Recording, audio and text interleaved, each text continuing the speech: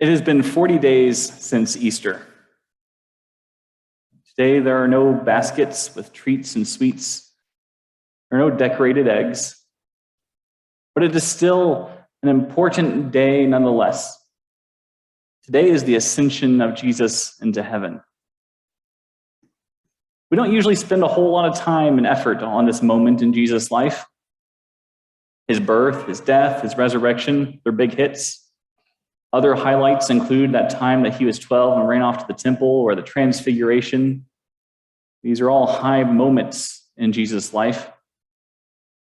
But the ascension doesn't get much attention like those other stories do. Maybe that's because it just isn't a holiday.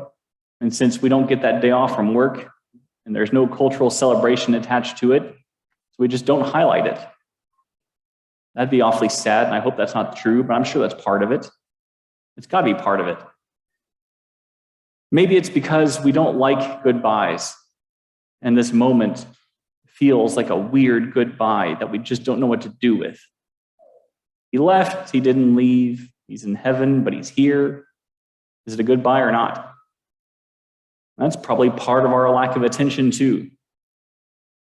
And maybe we just don't know how this story fits, or if it fits into this death and resurrection of Jesus. We know how to process and what to think about Jesus dying and coming back. And we know what that means for us. We know how to apply it. But how do we apply the ascension to our lives? Does it apply? It looks to me that we're not sure.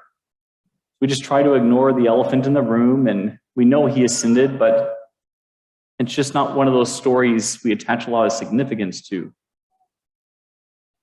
But that's not right either. And we all know that. So what are we going to do with the ascension of Jesus? Historically, many Christians throughout the millennia have bundled the ascension with the crucifixion and resurrection. We have a phrase, crucifixion and resurrection. They used to have a phrase, crucifixion, resurrection, and ascension. It was the 3 events, not just the 2 events. In doing so, the ascension almost serves as a punctuation mark to those other 2 events.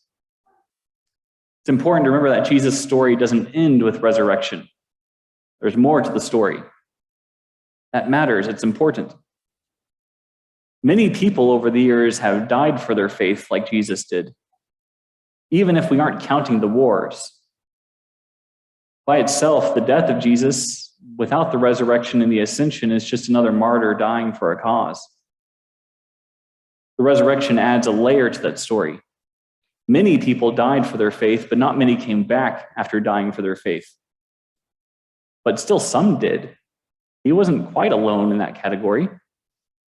During the lifetime of Jesus, thanks to Jesus, some people did come back from the dead. But what makes this story essentially unique is how many of them ascended to heaven. That's a more exclusive list. Biblically speaking, we know that Enoch and Elijah got taken up into heaven, but that's not exactly what happens here with Jesus. Neither one of them died. They didn't do the dying and resurrecting before the ascension. They just did the ascension. Jesus went up to heaven like Enoch and Elijah did, but he didn't just ascend to any old place up there. This is not an ascension into the afterlife. This is not an ascension just in general. This is not a hot air balloon ride in the clouds. Jesus ascended to the throne of heaven. That's the punctuation mark. That's the unique moment here. No one else has claim to the throne except Jesus. Not Enoch, not Elijah, not Lazarus, or anybody else who came back from the dead, or any of the other martyrs throughout history. He wasn't just another martyr, because how many martyrs ascend to the throne of heaven after their death? And he wasn't just another exception to death, someone who came back from Hades. Greek mythology was full of those stories of people who snuck in the back door and came back out. Some of those stories live on in Broadway. He wasn't like those stories. He was the only one who ascended to the throne of heaven after death and after resurrection. In this way, The ascension further legitimizes and identifies Jesus as King and Lord who was crucified and resurrected. That means that the ascension serves as a marker of authority, and that authority solidifies and improves the ability of Jesus to deliver on his promises. He promises forgiveness and eternal life, and you can bank on that not because he died and was resurrected, but also because he ascended to the throne. We know that the grace and victory won on the cross and offered to us freely is real and powerful. But is that really it?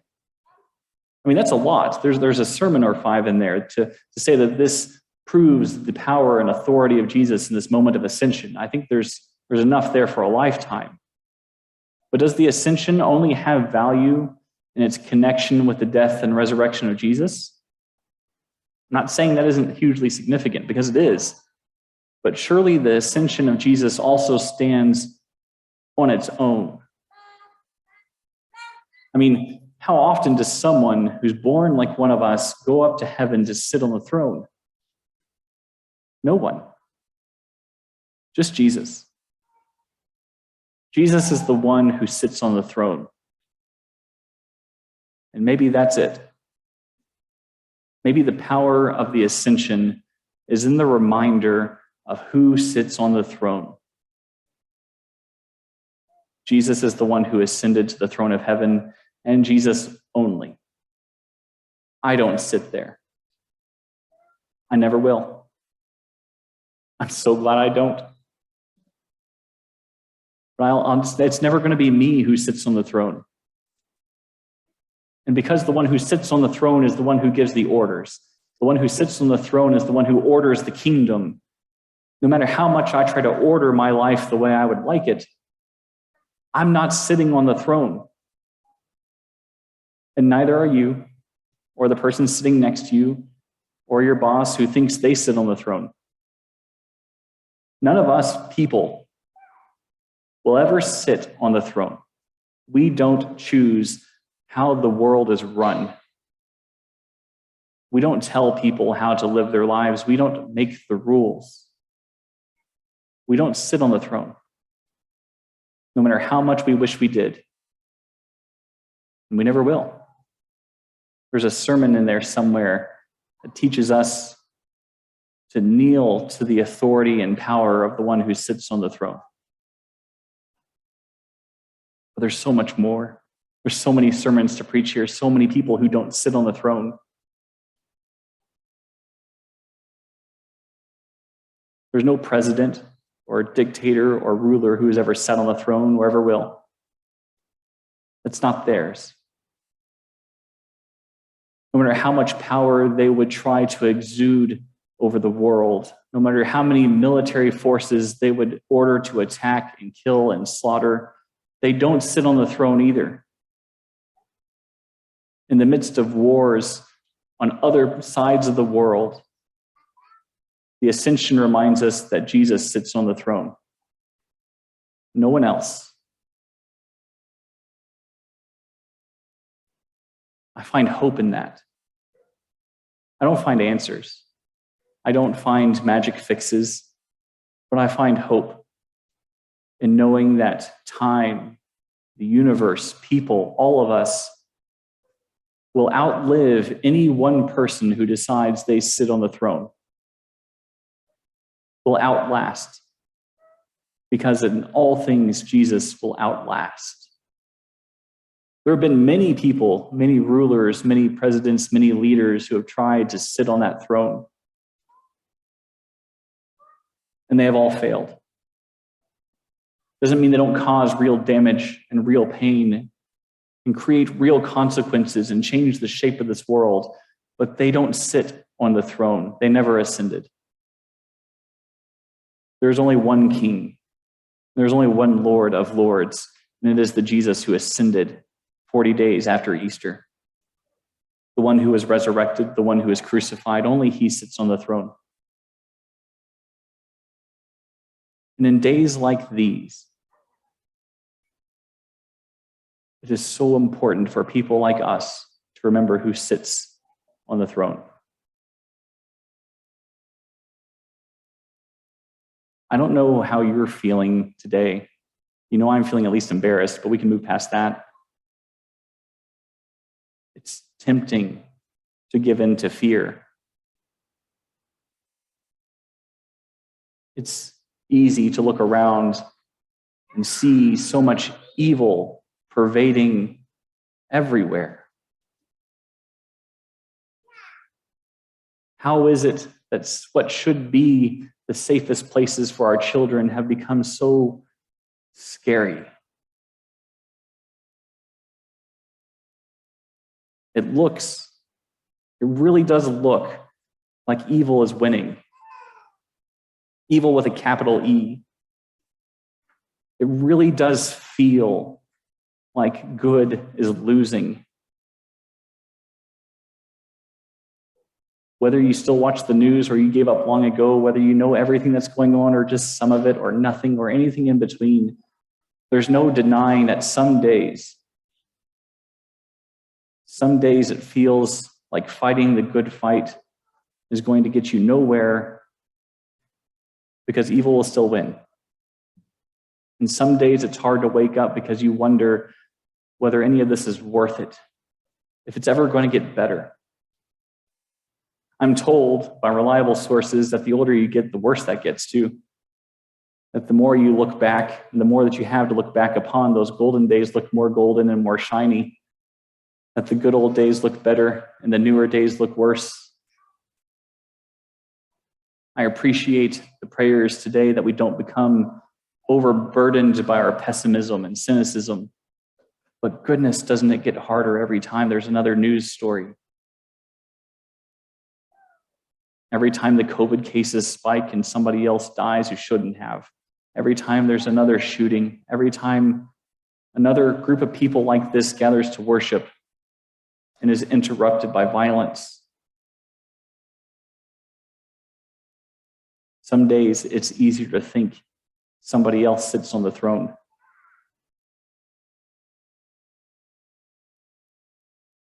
The ascension of Jesus is critical for people like us in days like these, because we absolutely must, for our own survival, rally around truth.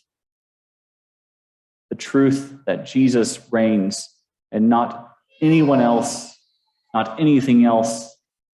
That no matter how powerful evil looks in this world and how painful it is and how much devastation evil would cause, it will never win. Evil will never sit on the throne because that throne is occupied. He still sits on that throne and will not be moved by any who would threaten to take it, by any who would threaten to sit there. Scripture is abundantly clear that those who would wish to dethrone the king will be made into his footstool. And so we have to keep hoping. But more than anything else, we have to keep waiting. We keep waiting and waiting and waiting for one day when this won't be like this anymore. And we keep hoping and hoping and hoping, and we can't quit. We can't give in. We can't lose sight of the truth that he is the one who sits on the throne. And so we have to yell back into that evil that Jesus has already won. You see, here's the real problem.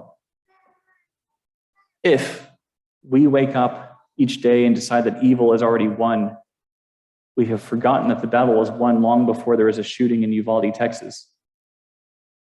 The battle was won long before there was a war in Ukraine, or a World War II, or a World War I, or a crusade. Evil keeps coming and evil keeps trying, but Jesus has won the victory a long time ago. And so we wait. We are a people of patience. We are a people of perseverance. We are a people of endurance because we know who sits on the throne. We may not give the ascension of Jesus a whole lot of attention, but in days like these, we need to give it more attention than ever. Crucifixion, resurrection, forgiveness of sins, all of that is deeply important to who we are and what we believe. But if you want to make it through tomorrow, you need to learn how to hope in the ascension of Jesus. If only for one reason. The disciples that day that he ascended were in a very similar position to what you and I are in. They too lived under the threat of worshiping together for fear of execution and personal harm. They too lived in a world in which they weren't always safe and their children weren't always safe, though for different reasons. They huddled together in upper rooms because they were scared and afraid. But when Jesus ascended, all of that changed. The most important part of the story on a day like this is not just the part where Jesus ascends into the heavens, but what happens next. He was carried up into heaven. They worshiped him, and they returned to Jerusalem with great joy. And they were continually in the temple blessing God.